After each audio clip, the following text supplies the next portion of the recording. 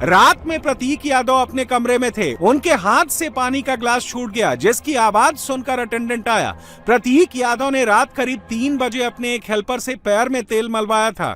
इसके बाद प्रतीक अपने कमरे में ही थे। सुबह करीब 4 बजे किचन में अचानक से बेहोश मिले, जिसके बाद डॉक्टर को घर पर बुलाया गया। सुबह 5:30 बजे सिविल अस्पताल के कार्यवाहक निदेशक के पास उनके घर से फोन आया था, जिसके बाद डॉक्टर प्रिंस टीम के साथ चेकअप के लिए गए। तब प्रतीक के शरीर में कोई हरकत नहीं थी।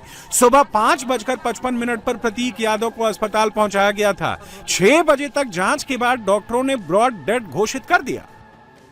हमारे साथ नावेद अहमद मौजूद हैं, जो कि प्रतीक यादव के साथ काफ़ी दिनों से बिजनेस तो नहीं, लेकिन उनके जो जिम की चीज़ें होती हैं उसको पूरी तरीके से वो साथ में रहा करते थे। नावेद भाई, जिम में तो आप लोग साथ रहा करते थे, किस तरीके से उनका बिजनेस में होता था, जिम में होता था व्यवहार, और जो चीज़ें चल रही थी, क्या आपको लग रहा था कि ऐसी मौत हो सकती है उनकी? नहीं, बिल्कुल बहुत शॉकिंग चीज़ है, क्योंकि जो इंसान हंसी मजाक करते करते कुंटलों वजन उठा देता था, तो वो इंसान इस तरीके से उसका जीवन का अंत हो जाएगा, ये एक बहुत शॉकिंग न्यूज़ है। सुबह सुबह जो खबर मिली, पहले तो यकीन ही नहीं हुआ।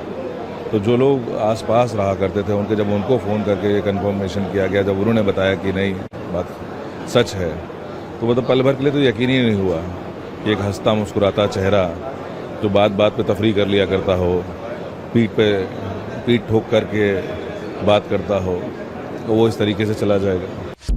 जिस वक्त प्रतीक यादव की मौत हुई, जिस वक्त प्रतीक अपने ही घर में बेहोश हुए, उस वक्त प्रतीक यादव के साथ घर पर कुछ रिश्तेदार और हाउस हेल्प वाले कर्मचारी मौजूद थे। अपर्णा यादव के भाई प्रतीक को अस्पताल में एडमिट करवाने के लिए लेकर गए थे। लोग कह रहे हैं कि प्रतीक जी का कई सारे इलाज चल रहे थे, इसको लेकर के भी बहुत ज्यादा परेशानी थी। अखिलेश जी ने ये भी कहा कि भाई बिजनेस में लॉस होते रहते हैं, यानी कि बिजनेस में भी कुछ लॉस वगैरह हुए थे क्या? इलाज चल रहे थे, ये कौन सा कारण बनता है? इलाज तो मेरे भी 10 चलते हैं, मेरी पत्नी के भी 10 चलते हैं, आपके भी चलते होंगे 2-4। तो इलाज जो है वो कॉज ऑफ डेथ से नहीं जोड़ा जाता। इलाज जब आदमी जीवन लिया है, 38 साल की उम्र है, तो उनका इलाज तो होगा ही। कभी हाइपरटेंशन होगा, कभी एंग्जाइटी होगी, कभी डायबिटीज होगा, कभी कुछ भी होगा। तो मैं उसको उस नजरिए से नहीं देखता हूँ। हम लोग को ये देखना चाहिए कि पोस्टमार्टम रिपोर्ट फाइनली क्या कहती है। 4 बजे अगर वो गिरे हैं तो आदमी उनका बीपी हाई हुआ, स्ट्रोक हुआ, कार्डियक हुआ, ये हम लोग को वेट करना चाहिए। अपना कोई विश्लेषण करने की बजाय हम लोगों को वेट करना चाहिए कि फाइनली पोस्टमार्टम रिपोर्ट जो मजिस्ट्रेट की और सीएमओ की निगरानी में फॉरेंसिक्स के उसमें हुई है, उसका वेट करना चाहिए। इनिशियल रिपोर्ट में कहा जा रहा है कि भाई कोई फाउल प्ले जैसी चीज नहीं है, कम से कम। इनिशियल रिपोर्ट क्या फाउल प्ले? तो मैं रिपोर्ट छोड़िए, रिपोर्ट गई तेल लेने, फाउल प्ले हो ही नहीं सकता। भाई इतने बड़े परिवार के वो लड़के हैं, फाउल प्ले का कोई कारण होना चाहिए। फाउल प्ले क्यों होगा? भाई अपर्णा जी इतनी बड़ी पोस्ट पर हैं, महिला आयोग के उपाध्यक्ष हैं, प्रतीक जी खुद इतना बड़ा स्टेचर है, इतने सौम्य आदमी है, इतने शरीफ हैं। हम लोग घर जाते हैं तो बहुत इतने बड़े उस पे होने के बाद भी वो रिस्पेक्ट देना, बात करना। फाउल प्ले का, भाई फाउल प्ले का आप संदेह क्यों कर रहे हैं? जैसे ही प्रतीक यादव की मौत की खबर अपर्णा यादव को पता चली, अपर्णा यादव फर्स्ट फ्लाइट से असम से रवाना हो गई हैं। अखिलेश यादव लखनऊ में मौजूद थे। अखिलेश सीधे सिविल अस्पताल पहुंच गए।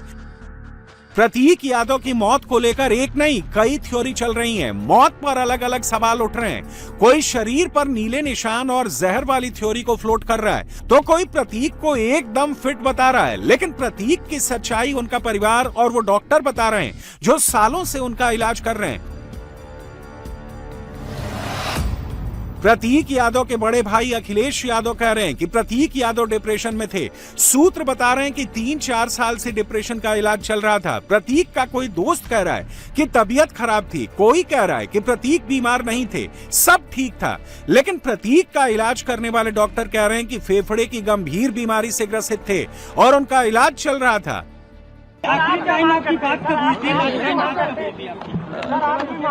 ये तारीख तो नहीं बता सकता हूँ मैं, लेकिन कुछ दिन पहले मेरी मुलाकात हुई थी, लगभग 2 महीने पहले।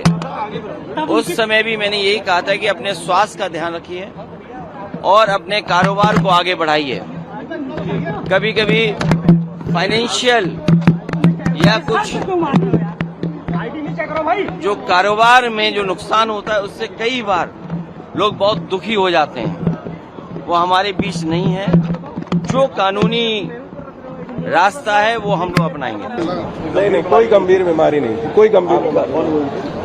मैं सुमित केशवानी उनका बेस्ट फ्रेंड था, साथ में जिम करते हैं जी। प्रतीक यादव जी के बारे में हमें पता चला, जिसका हमें बहुत ही अफसोस है। वो हमारे पुराने पेशेंट थे। मैं उनको पहले से ब्लड प्रेशर, हाइपरटेंशन और डीवीटी के लिए देखती थी। अभी कुछ दिन पहले उनका यहाँ पे एडमिशन हुआ था, जिसमें उनको पल्मोनरी एम्बोलिज्म हो गया था।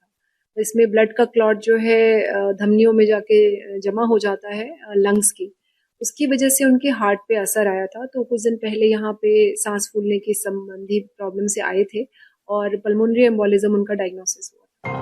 प्रतीक यादव का जब केजीएमयू में पोस्टमार्टम चल रहा था, उस वक्त अखिलेश यादव अस्पताल में मौजूद थे। किंग जॉर्ज मेडिकल यूनिवर्सिटी यानी केजीएमयू में प्रतीक यादव का पोस्टमार्टम करवाया गया है। प्रतीक यादव के पोस्टमार्टम रिपोर्ट में कोई फाउल प्ले नहीं मिला है।